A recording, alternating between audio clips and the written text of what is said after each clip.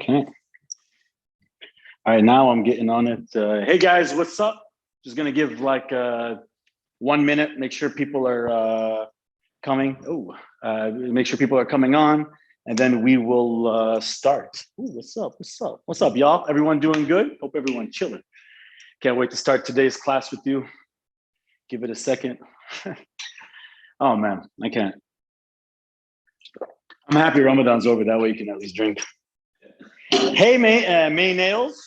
Is it May? I guess it's May. What's up? You doing good? Chilling? Hey, Nicholas, how you doing? Oh, Nicholas, they're saying, hey, from my, I guess it's a friend. Tell him I said, what's up too then, okay? Oh, hey, Vanessa, how you doing? Chilling? You all right? All right. Well, I guess a couple people are in. Gary and Larissa. What's up, Larissa? How are you all right? And Gary, my G, I see you joined. So I'm going to start taking off from here. Oh, it's good to hear that you're well. All right, guys. So today, welcome to another class of Mac Live here at DC English, an institute that we started here in Dubai. If you wait until the end of the video, I'll tell you how you can come and study English with teachers like me. But today, I got an English lesson for you guys. It's one that is important to me, but I feel like I say that every year, don't I, Nicholas? Anyway, it doesn't matter. They're all important because, of course, that's why you come to class, right? So today, what we're going to do is talk about the future tense. And I know most of you understand the future, or you know how to talk. You think anyway, you know how to talk in the future, or no, actually, I've had students who tell me they're confused by different uses of it. And that's actually kind of something important to understand with the future tense. It has a lot of different ways to be used because the future has a lot of different things you can use to describe it, if you think about it. The past tense is simple because it's just the past, it's done. So you ED that. If you're talking about the present tense, that's a fact, it's happening now. But when we talk about future, I mean, we're talking about a lot of different things. I mean, could you be talking about plans, things that you've already done? So for example, you bought a ticket or you reserved a room or you reserved a table at a bar for ladies' night. I know my girls out in Dubai love them. Today's a ladies' night. Every day in Dubai is a ladies' night. Okay, so is it a plan? So something that's short. Is it an intention? Meaning that, okay, something that I'm planning to do, but I didn't make it 100%. So like, you know, I'm thinking if I'm free today, I'll watch a movie or I'll go see my friends and have shisha. You know, it's just an intention. Or are you just predicting the future? Are you just saying, oh, this is what I think will happen in the future? And there's many other things. For example, when something is due, like it's an exam or an assignment or a baby, if you're pregnant. Okay, so there are a lot of ways you can talk about the future. And that's why it's really, really, really important to talk about the first way to use future for me, which is will and won't. Okay, so I really want to focus on will and won't for a minute because students love to use will and won't. They really love it because once you learn it in beginner and elementary, you think, fantastic. Will, won't, future, I'm done. I'm just going to use that. Unfortunately for English speakers, it doesn't really work that way. In fact, it's actually kind of annoying when we hear you say will, will, will, will. I actually tell my students, will is quite a powerful word for us. It's strong. So when we hear, I will see my father today, I will go out, I will play, I like to hit my fist to tell them that's how powerful it sounds to us. And it's kind of annoying to hear that all the time. If you think of, I will see him, I will go out, I will talk. It's too much power. When we like to use will is a prediction. Something that you are saying that you think will happen and you feel certain. So for example, saying things like, I think it will rain tomorrow, or saying things like, I think Brazil will win the World Cup. Okay, shout out to my Brazilian fans out there. Okay, sorry, Nicholas, but I don't think Colombia can ever win the World Cup. They're never that good, right? I don't know. Now there's Colombian people's watching, they're gonna kill me. But like, hey, maybe you guys, good luck. I root for Colombia. I'm just saying it never happened. Brazil won like 6, right? It doesn't matter. Anyway, the point is for predictions. You can see a couple of different examples here. First one is like we talked about before, we'll win tomorrow. So you're confident, you believe your team's gonna win, you add that power. We will win tomorrow, we'll win tomorrow. Another example you can see is, it'll rain on Wednesday. Okay, you're predicting because you see the weather, because you see the app. You're saying, it will rain on Wednesday. So you're showing a prediction of what you believe will happen. And then the last one is something that says, for example, they'll leave after an hour. Again, you're predicting. Yeah, they'll leave after an hour. They're going to go. Okay. Now, the will and won't is always with the infinitive. Don't forget that. And one other time we do use it is for instant decisions. This is for decisions you are making at the moment.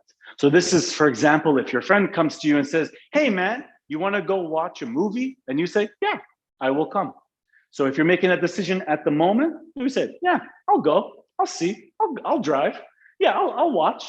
That's when you're saying it in the moment, then we always, of course, use the will and won't. But it's at that moment. It's very different for us.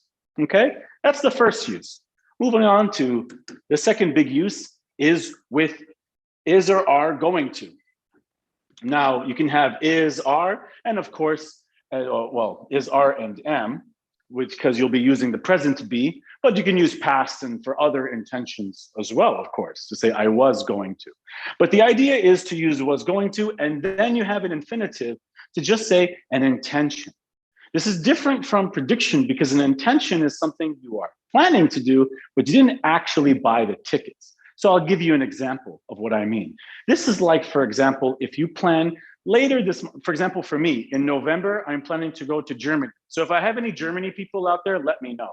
I got to go there. Tom Brady is playing. It's an American football thing.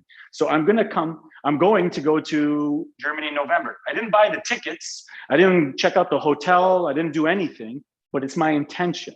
So I would say things like, I'm going to fly to Germany, or I'm going to travel to Germany in November. It's only an intention. I didn't buy anything yet.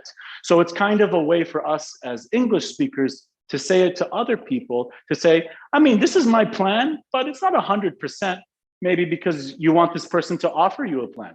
Like, hey man, what are you doing tonight? I don't know, I'm gonna watch a movie, eat dinner. You're like, oh, come to my house, let's play PlayStation. Okay. So it becomes something that's just an intention. So maybe someone can change your plans or offer a suggestion. You see a couple of examples here with things like saying, I'm going to watch it on Friday, not 100%. You didn't buy the ticket for the movie, but I'm going to. Or things like, we are going to call next week. So you didn't schedule the call. You didn't send an email and say 3 o'clock, just we'll figure it out. But I think sometime next week we'll do it. Or something like, she's going to come to the party. So again, an intention, but you don't know 100% if she's coming. She's not coming in the car with you, okay? One thing I will just say, guys, as a little note, going to go, not so necessary in English. It's kind of weird if you think about it. I'm going to go. We already know it's gonna happen. So you could just skip go. Anytime you're gonna say go, just say I'm going. And we don't mind because it's a little funny to say going to go. So just say going for those situations. And the last one we'll talk about is the most, not I want to say important, the most used or should be the most used way to use the future. And that is plans, okay? With the present continuous, all right? Plans is what you are talking about when you are saying what you will do in the future. Especially because you've made these plans. There's something you have decided to do. So this is, for example, like this weekend, I'm seeing my father. I'm having dinner with my brother tonight. I'm going tomorrow. I'm playing today. We are playing on Thursday. I am flying next year. So you're using present continuous to say, this is my plan. That's it. The difference is, I know everyone's like, present continuous. That's for the present. Yes, but we always add time after the present continuous, and that tells us plans. So I'm flying next week. If you say I'm flying, it means today. So I'm flying next week. I'm flying Thursday. I'm driving on Wednesday. So it's in the future. I'm driving, it's today. So we hear time after the present continuous, and we know that's for the future. But this should be the way you speak in the future, guys. Most of the time when you say will, you should just say present continuous. You can see a few examples here. Things like, I'm seeing my brother on Thursday. We already arranged, we have a plan. saying things like, we're playing on Friday. Again, we scheduled it, we booked the place to play, or maybe we play every Friday. And he's working next week. Again, something that is planned 100%. We know his vacation is finished and he is working next week. And if you look at the end, you see time. If you didn't have the time, it always means now. Okay? That's all the major different ways to talk about the future. Some other ones you can do is just basically different verbs. Saying things, for example, it's due to or due on. Saying things like, I'm planning to, oops, sorry, that's an N. I'm planning to, or hoping to. These are other ways to talk about the future because it shows there's different ways, right? Planning, scheduling, hoping, thinking to. So there's different ways because for the future, there's different ways to describe yourself in the future. Okay? I hope that explains everything for you guys with the future. If you guys have any questions, you can always throw them there. If you want to just say what's up, give me a shout out. Tell me where you are. I like to know all the different countries that watch. I'm just going to have a little water break, and then I'm going to continue with idioms. Okay? How you doing, Nicholas? You good? Chilling, man? Yeah, relaxing. Did you learn something useful, or was it useless? Yeah, it was useless? I thought so. At least you're honest about it, man. I'll take that. Hey, Gary, how you doing, my G? You all good? That's my man right there, man. I love Gary, bro. This guy's my G back in the day. How's everyone? Everyone okay? Hope everyone's chilling out there. Like I said, just taking a break. Give me a what's up if you can.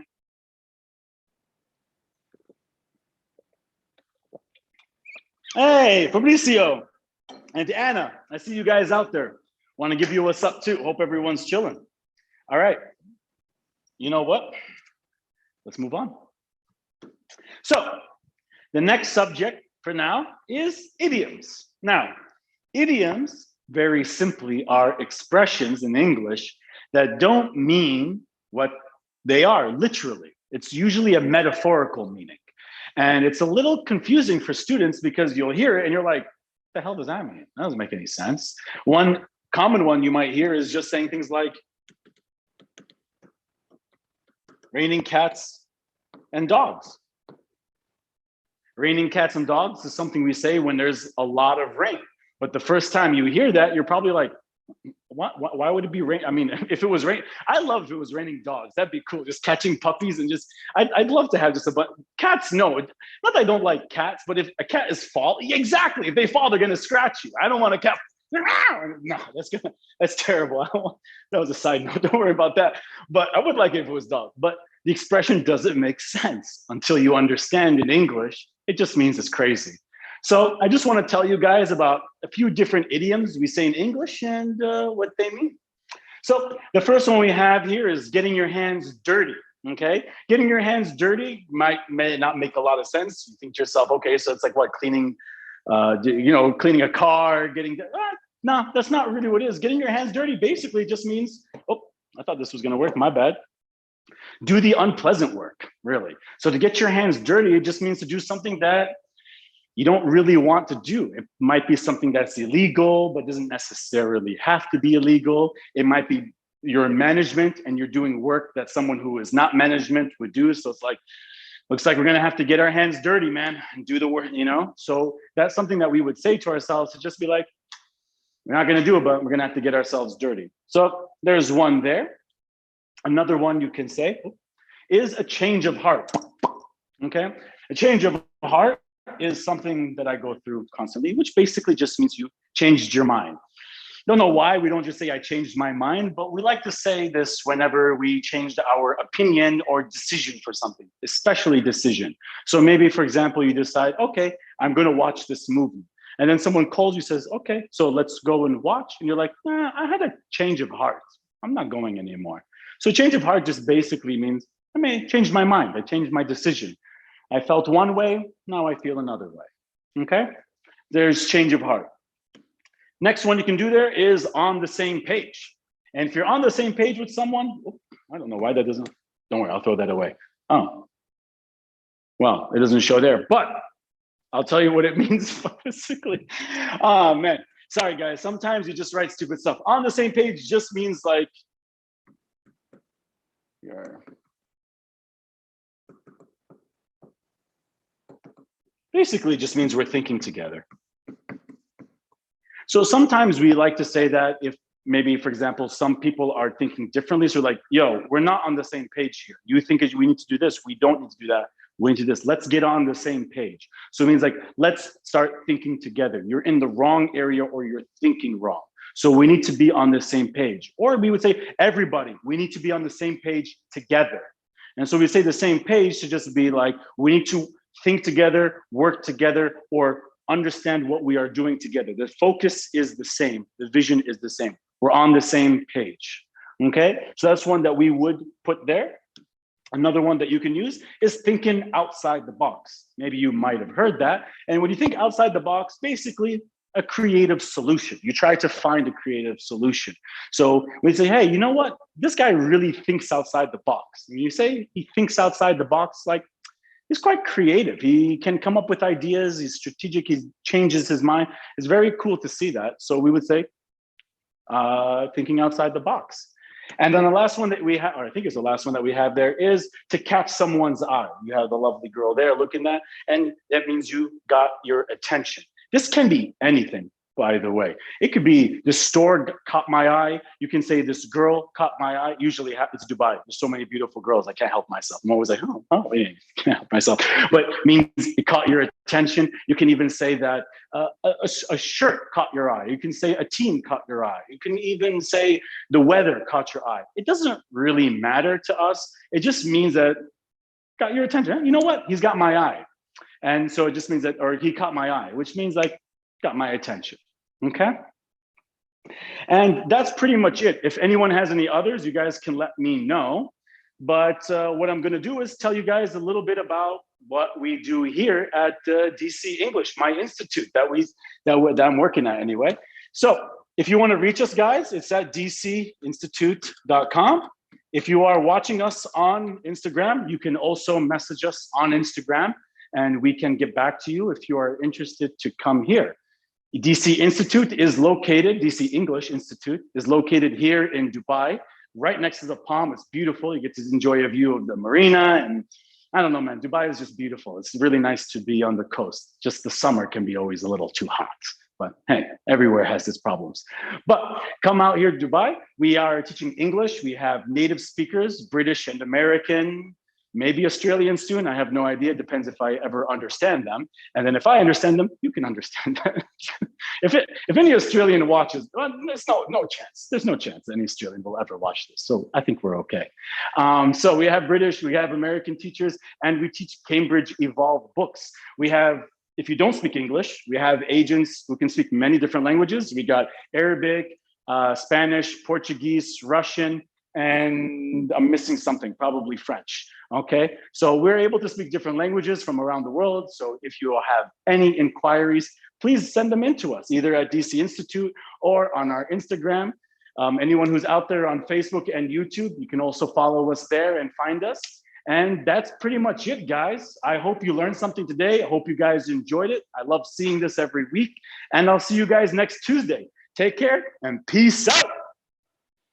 I don't know if they want to see me again after I say that, but it's all good. Oh, the best institute. Thank you very. Hey, how you doing, Jimmy? You all good? Oh, thank you very much. Big Mac, Wemerson, how you doing? Vanessa, what's up? What's up? You can close it. Don't worry about it. I just want to say hi to the people who say hi. That's all. So don't worry about it, man. Yeah, you can close it. It's all good. Oh man. Oh, take care, guys. See you later. Bye bye.